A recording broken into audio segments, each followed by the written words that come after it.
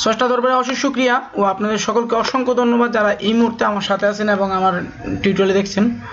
তো সারাদিন রোজা রাখার পর এখন টিউটোরিয়াল করতে বসলাম। তো আজকে আমরা একটা জিনিস শিখবো, খুব মজার ব্যাপার, সেটা হচ্ছে কীভাবে উইন্ডোজের সফটওয়্যার তৈরি করে, কীভাবে উইন্ডোজ অ্যাপস তৈরি হয়। নর্মালি ওইগুলো দেখবো আজকে।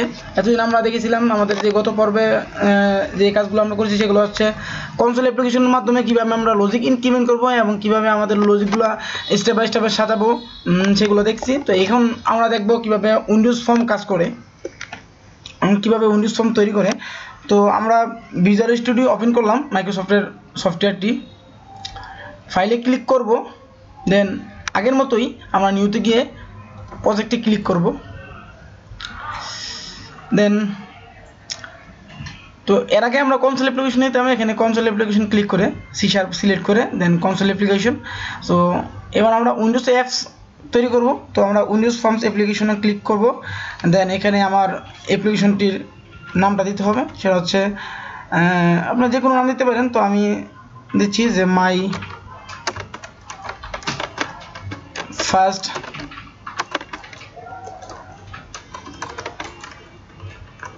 Windows app.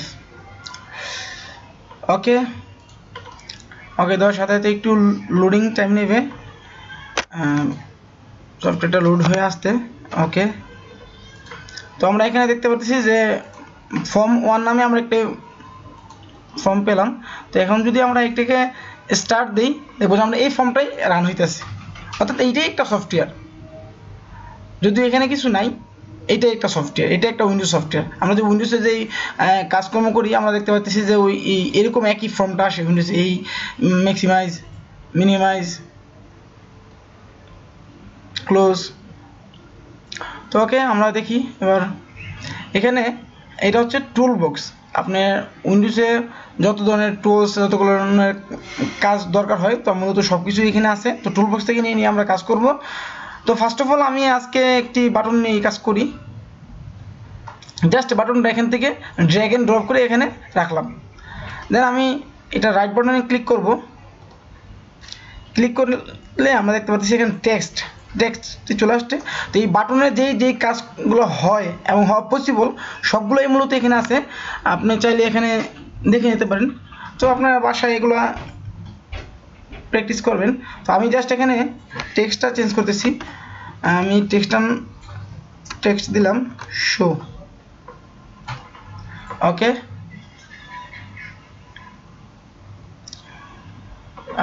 দেন এখানে ফর্ম 1 লেখা আছে। তো আমরা চাইতেছি না যে এখানে ফর্ম 1 লেখাটা থাকুক। সো এই ফর্মের ফাঁকা জায়গায় রাইট বাটনে ক্লিক করে আবার প্রপার্টিসে যাব।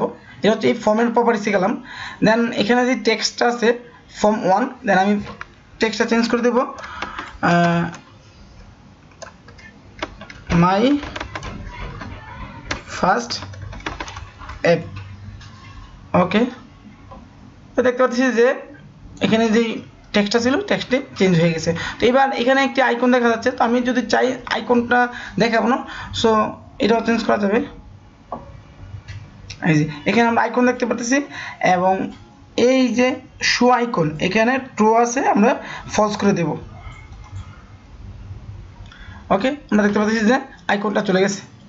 এখন এটা যদি রান করাই, হ্যাঁ আমরা দেখতে পাবো যে একটি সফটওয়্যার রেডি হয়ে গেছে, উইন্ডোজের সফটওয়্যার। তো এখন এখানে যদি ক্লিক করি বাটনে ক্লিক করলে কোনো অ্যাকশান নেই, আমি কোনো অ্যাকশান দেই নেই। ওকে, তো এখন আমি চাচ্ছি যে বাটনে ক্লিক করলে কিছু একটি শো করুক অথবা কিছু একটি মেসেজ দেখ। ওকে, তো এজন্য আমরা এই বাটনে ক্লিক করে প্রপার্টিসে যাব। দেন এখানে একটি নেম দিয়ে আসবে। এই বাটনটাকে যদি আমরা কোথাও কল করতে চাই অথবা কোথাও এই বাটনকে ধরে আমরা কোনো কিছু করতে চাই, সেক্ষেত্রে আমরা বাটনের নেমটা চেঞ্জ করে দেবো। কারণ একটা ফর্মে আমাদের অনেকগুলো বাটন থাকতে পারে, সেক্ষেত্রে আমাদের নেমে কনফ্লিক্ট হতে পারে। তো এই জন্য আমরা এখানে নেমটি দেব BTN, that means button show. Logically নাম দিতে হবে যাতে পরে দেখলে আমার কাজটা আরেকজনে দেখলে যাতে বুঝতে পারে যে এটার কাজ এটা। That's it. ওকে, দেন আমি এখানে ডাবল ক্লিক করব বাটনের উপর। দেন একটি ইভেন্ট ক্রিয়েট হবে। তো এটা যে একটি ইভেন্ট, কীভাবে বুঝবো? এই যে ইভেন্ট আর্গ, ইভেন্ট ক্রিয়েট হয়েছে। তো এখানে আমরা যে কনসোল অ্যাপ্লিকেশনে কনসোল ডট রাইট লাইন লিখতাম, তো এখানে এরকম কোনো কিছু নাই। সো এখানে আমরা দিতে হবে মেসেজ বক্স ডট শো, দেন এখানে দেব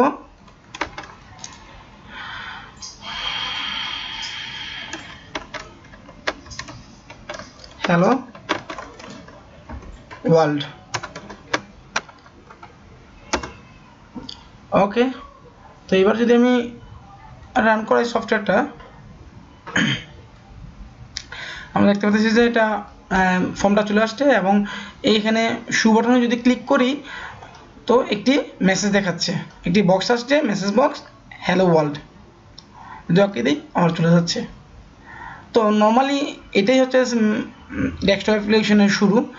তো ধাপে ধাপে আমরা ইনশাল্লাহ বাকি সম্পূর্ণ দেখব। তো একটা কথাই বলতে চাই, Windows application and C sharp খুবই সোজা যদি আপনি সোজাভাবে নেন, খুবই সহজ যদি সহজভাবে নেন, আর যদি কঠিনভাবে নেন তাহলে অনেক কঠিন। আশা করছি আপনারা সকলে ব্যাপারটা বুঝতে পারছেন। তো আবারও দেখা হবে নেক্সট টিউটোরিয়ালে। তো সবাই ভালো থাকবেন, ধন্যবাদ সবাইকে, আল্লাহ হাফিজ।